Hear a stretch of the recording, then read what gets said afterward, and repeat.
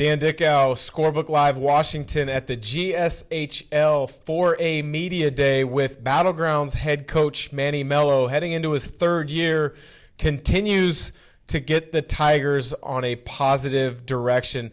Last year making the state tournament for the first time in nearly 20 years, going 18-10 on the season. Manny, what did it mean to you and the community of Battleground to get back to the state tournament?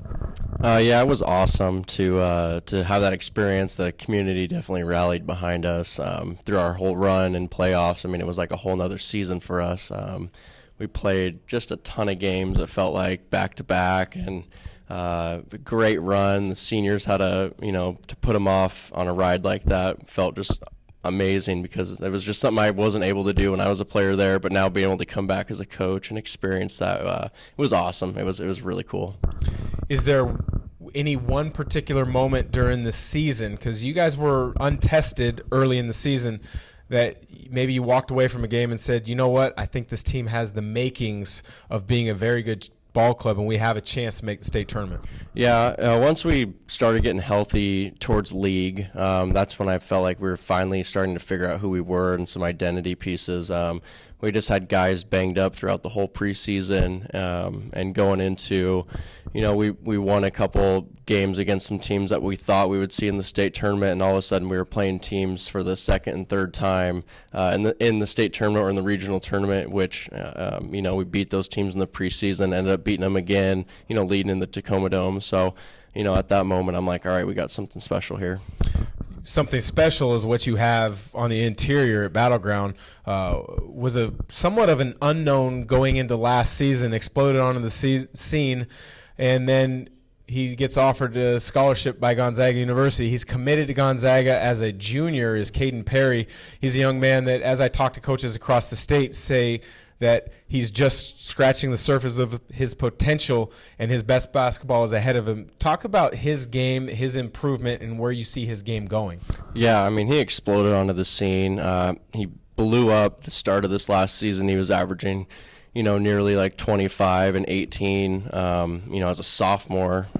Started every game as a freshman, started every game as a sophomore, and he's just worked really hard, and like the coaches have said, he's barely scratching the surface right now. I think once he gets on a continued program and elite program, now that he's committed to Gonzaga and really knows what he needs to work on, he's just going to even explode even more. He's had a great fall league. Right now he's had over 40 points and 20 rebounds multiple games so far, and for him to really take the next step forward, it's actually got to be more of the mental / leadership side of it this year. So I'm really looking forward to seeing how he steps up in that way.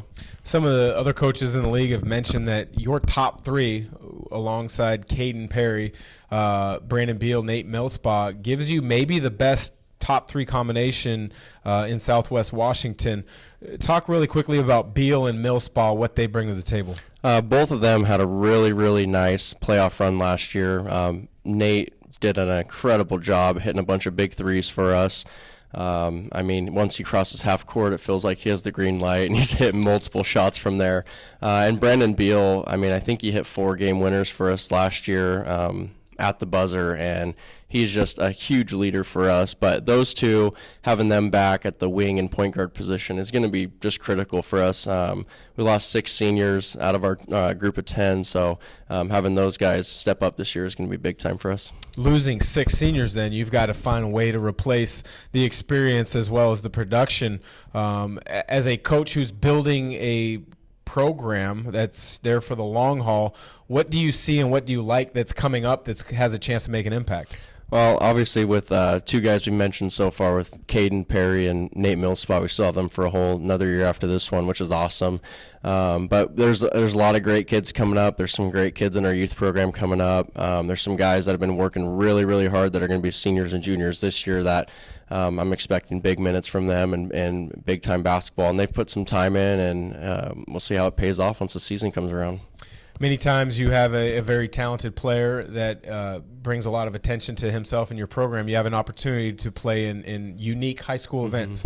You guys are going to be playing in one of the premier high school basketball events over the Christmas break, the Les Schwab Invitational in Portland. How did that experience or invitation come about, and what are you guys hoping to get from that experience?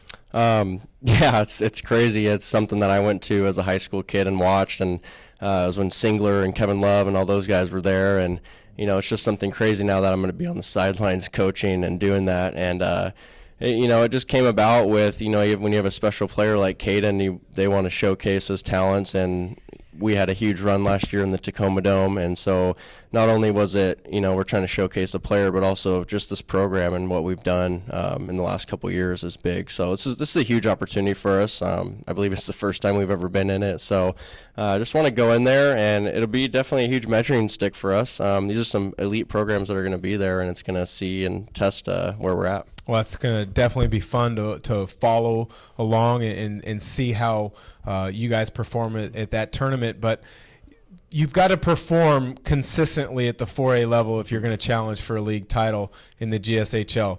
You guys have some pieces to do that, but the league is difficult. Yep. You look at Union and Skyview as being perennial favorites, and they've got a lot of returning pieces. When you look at those two ball clubs, what do you see from them?